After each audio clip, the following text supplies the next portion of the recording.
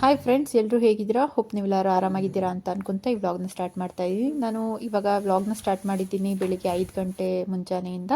So ನನ್ನ ಕೆಲಸಗಳನ್ನೆಲ್ಲ ಮಾಡಿಕೊಂಡು ಸ್ನಾನ ಕೂಡ ಆಯಿತು. ತುಂಬ ಚಳಿ ಇರೋದ್ರಿಂದ ನಾನು ಸ್ವಲ್ಪ ನನ್ನ ಮಗಳಿಗೆ ಬೆಚ್ಚಗಿರೋ ಅಂಥ ಬಟ್ಟೆನೇ ಹಾಕಿದ್ದೆ.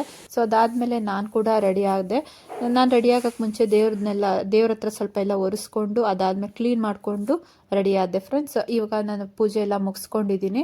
ಮತ್ತು ನನ್ನ ಮಗಳು ಕೂಡ ಯಾವ ರೀತಿ ಕಾಣಿಸಿದಾಳೆ ಅಂತ ತೋರಿಸ್ತೀನಿ. ಯಾಕಂದರೆ ನಮ್ಮದು ಫೋಟೋಸ್ ಕೂಡ ನಾನು ತಕ್ಕೊಂಡಿದ್ದೆ, ಅದರಿಂದ ನಾನು ಅಪ್ಲೋಡ್ ಮಾಡ್ತಾ ಹೋಗ್ತಾ ಇದ್ದೀನಿ. ಸೊ ಇವಾಗ ನಾನು ಮೊದಲೇ ಹೇಳ್ದಂಗೆ ಚಳಿ ಇರೋದ್ರಿಂದ ಸ್ವಲ್ಪ ಅದ್ರ ಮೇಲೆ ಕೂಡ ಒಂದು ಸ್ವೆಟರ್ನ ಹಾಕ್ಕೊಂಡು ನಾವು ಇವಾಗ ಹೊರಡ್ತಾ ಇದ್ದೀವಿ. ನಾನು ಸ್ವಲ್ಪ ಸ್ನ್ಯಾಕ್ಸ್ಗಳು ಮತ್ತು ನೀರಿನ ಬಾಟ್ಲು ಮತ್ತು ಹಾಲು ಎಲ್ಲ ಕೂಡ ರೆಡಿ ಮಾಡಿಕೊಂಡು ಹೊರಡ್ತಾ ಇದ್ದೀನಿ ಫ್ರೆಂಡ್ಸ್. ಅದಾದಮೇಲೆ ನಾನು ಸಿಗ್ತೀನಿ ಇಲ್ಲಿ ಬಸ್ ಸ್ಟ್ಯಾಂಡಲ್ಲಿ. ನಾನು ಹೊಸದಾಗಿ ಹೋಗಿರೋಂಥ ಬಸ್ ಸ್ಟ್ಯಾಂಡು. ಅಂದರೆ ನಾನು ತುಮಕೂರಲ್ಲಿ ನಾನು ಹೋಗೇ ಇರಲಿಲ್ಲ ಬಸ್ ಸ್ಟ್ಯಾಂಡ್ಗೆ, ಯಾವ ರೀತಿ ಇದೆ ಅಂತ ನಾನು ನೋಡಿರಲಿಲ್ಲ. ಸೊ ಅದಕ್ಕೆ ನಾನಿವಾಗ ಬಸ್ ಸ್ಟ್ಯಾಂಡ್ ಕಡೆಗೆ ಹೋಗ್ತಾ ಇದ್ದೀನಿ, ಕುಣಿಗಲ್ಗೆ ಬಸ್ ಹತ್ತೋದಕ್ಕೆ ಅಂತ. ತುಮಕೂರಿಂದ ಡೈರೆಕ್ಟ್ ಟ್ರೈನ್ಗಳಿಲ್ಲ ಅಂದರು. ಸೊ ಕುಣಿಗಲ್ಗೆ ಹೋಗಿ ನಾವು ಟ್ರೈನ್ ಹತ್ತಬೇಕಾಗಿದೆ. ನಮಗೆ 7:52ಗೇನೋ ಟ್ರೈನ್ ಇದೆ. ಸೊ ಅದರಿಂದ ನಾವು ಕುಣಿಗಲ್ಗೆ ಬಸ್ಸಿಗೆ ಹೋಗಿ ಅಲ್ಲಿಂದ ನಾವು ಟ್ರೈನ್ ಹತ್ತಾ ಹೋಗ್ತೀವಿ.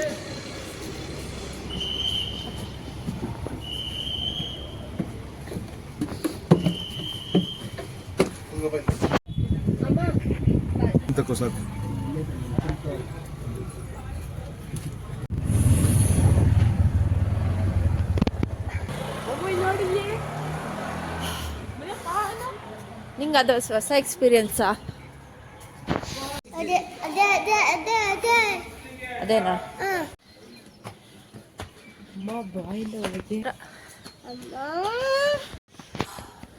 ನಾವು ಕುಣಿಗಲ್ ಸ್ಟೇಷನ್ ರೀಚ್ ಆದಾಗ 7:45 ಎಕ್ಸಾಕ್ಟ್ ಆಗಿತ್ತು. ನಮಗೆ 7:52 ಇದ್ದಿದ್ದು. ಸೊ ಅದರಿಂದ ನಾವು ಬೇಗ ಹೋಗ್ತಾ ಇದ್ದೀವಿ. ಸ್ಕೈ ವಾಕರ್ ಕೂಡ ಹತ್ತಬೇಕಾಗಿತ್ತು. ಸೊ ಅದರಿಂದ ಅದಾದಮೇಲೆ ಡಿಲೇ ಅಂತ ಹೇಳಿದ್ರು, 20 ಮಿನಿಟ್ಸು ಏನೋ 17 ಮಿನಿಟ್ಸ್ ಆರ್ 20 ಮಿನಿಟ್ಸ್ ಏನೋ ಡಿಲೇ ಅಂತ ಹೇಳಿದ್ರು. ಸೊ ಅದಾದಮೇಲೆ ನಾವು ರಿಲ್ಯಾಕ್ಸಲ್ಲಿ ಕೂತ್ಕೊಂಡು ತಿಂಡಿ ಕೂಡ ತಿಂದ್ಕೊಂಡ್ವಿ. ಅಲ್ಲೇ ನಾವು ತೊಗೊಂಡು ಹೋಗಿದ್ವಿ. ಅದರಿಂದ ನಮ್ಮ ಮನೆಯವರು ಇಲ್ಲಿ ಕೆಲಸ ಮಾಡೋರನ್ನೆಲ್ಲ ನೋಡ್ತಾ ಇದ್ದಾರೆ, ಯಾವ ರೀತಿ ಕೆಲಸ ಮಾಡ್ತಾ ಇದ್ದಾರೆ ಅನ್ನೋದು.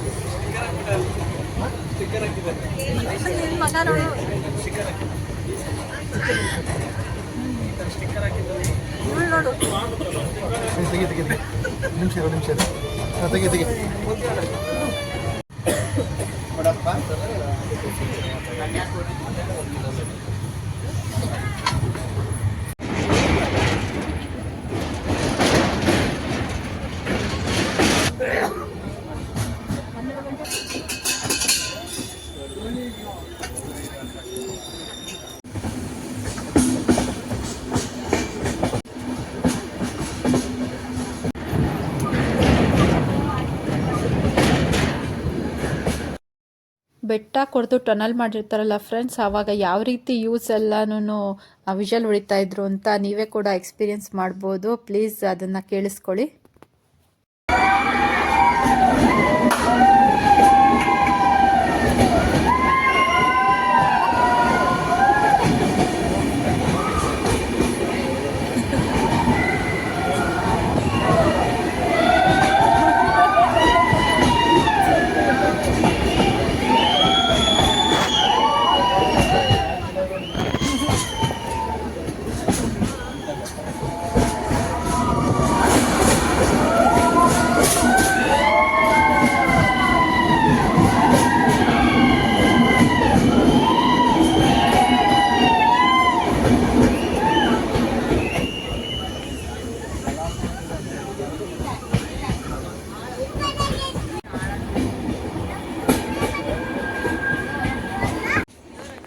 ಒಂದ್ಸಲಿನಾದರೂ ಈ ಥರ ನೇಚರ್ನ ಅನುಭವಿಸಲೇಬೇಕು ಫ್ರೆಂಡ್ಸ್. ಯಾಕಂದರೆ ಕಣ್ಣಲ್ಲಿ ಸಿಗೋ ಸಂತೋಷನೇ ಬೇರೆ ಆಗಿರುತ್ತೆ. ಸಕಲೇಶ್ಪುರ ಮತ್ತು ಆಲೂರು ಅಂತ ಬರುತ್ತೆ, ಅದಾದಮೇಲೆ ಸ್ಟಾರ್ಟ್ ಆಗುತ್ತೆ ಸಿನಿಕ್ ವ್ಯೂ ಅಂತ. ತುಂಬಾ ಚೆನ್ನಾಗಿರುತ್ತೆ ಫ್ರೆಂಡ್ಸ್. ನೋಡ್ಬೋದು, ನನಗೆ ಗೊತ್ತಿಲ್ಲ ಎಷ್ಟು ಜಸ್ಟಿಸ್ ಮಾಡ್ತಾ ಇದೆ ವ್ಯೂ ಅಂತ ಕ್ಯಾಮ್ರಾದಲ್ಲಿ. ಡೈರೆಕ್ಟಾಗಿ ಕಣ್ಣಲ್ಲಿ ನೋಡಿದ್ರೆ ಮಾತ್ರ ತುಂಬಾ ಚೆನ್ನಾಗಿದೆ ಫ್ರೆಂಡ್ಸ್. ಅಲ್ಲಿರೋರೇ ಪುಣ್ಯಶಾಲಿ ಅಂತ ಅನಿಸುತ್ತೆ, ಆ ರೀತಿ ಇದೆ. ತುಂಬಾ ಚೆನ್ನಾಗಿದೆ ಫ್ರೆಂಡ್ಸ್. ನೀವೊಂದ್ಸತಿ ಹೋಗಿ ಬನ್ನಿ. ಇದರ ಟ್ರೈನಲ್ಲೇ ಹೋಗಬೇಕು, ಯಾಕಂದರೆ ಇಷ್ಟು ಚೆನ್ನಾಗಿ ಎಕ್ಸ್ಪೀರಿಯೆನ್ಸ್ ಎಲ್ಲೂ ಕೂಡ ಸಿಗಲ್ಲ ನಿಮಗೆ. ಮತ್ತು ಜರಿಗಳು ಹರಿಯೋದು, ನದಿಗಳು ಹರಿಯೋದು ಎಲ್ಲನೂ ತುಂಬಾ ಚೆನ್ನಾಗಿದೆ ಫ್ರೆಂಡ್ಸ್. ಈ ರೀತಿ ನೋಡ್ಬೋದು, ಬೆಟ್ಟಗಳಿಗೇ ಹೊದಿಕೆ ಹಾಸ್ದಂಗಿರುತ್ತೆ ಮತ್ತು ತುಂಬ ಆಳ ಇರುತ್ತೆ. 100 ಮೀಟ್ರಿಂದ ಹಿಡಿದು 500 ಮೀಟ್ರ್ವರೆಗೂ ಆಳ ಇದೆನೋ ಅನಿಸುತ್ತೆ. ಅದಾದಮೇಲೆ ಪ್ರತಿ ಟನಲಲ್ಲೂ ಈ ರೀತಿ ಚೆನ್ನಾಗಿ ಎಕ್ಸ್ಪೀರಿಯೆನ್ಸ್ ಮಾಡ್ತಾರೆ ಫ್ರೆಂಡ್ಸ್ ಯೂತ್ಸ್ ಎಲ್ಲನೂ. ಯೂತ್ಸ್ ಇದ್ದಾಗ ಕೂಡ ಹೋಗಬೇಕು ನೀವು.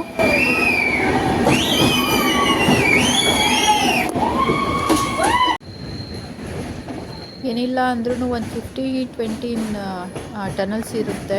ತುಂಬಾ ದೊಡ್ಡ ಟನಲ್ಸ್ ಅಂತಲೇ ಹೇಳ್ಬೋದು. ಒಂದೊಂದು ಚಿಕ್ಕದಿರುತ್ತೆ ಟನಲ್ಸ್, ಒಂದೊಂದು ದೊಡ್ಡದಿರುತ್ತೆ. ತುಂಬಾ ಚೆನ್ನಾಗಿರುತ್ತೆ. ಅದು ಬೆಟ್ಟ ಕೊರ್ದಿ ಮಾಡಿರೋ ಅಂಥ ಟನಲ್ಸ್ಗಳು.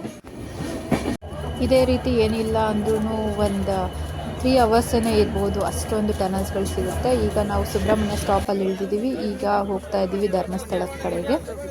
ಸೊ ನೆಕ್ಸ್ಟ್ ಬ್ಲಾಗ್ ಆಗಿರುತ್ತೆ ಧರ್ಮಸ್ಥಳ ದರ್ಶನ. Bye friends.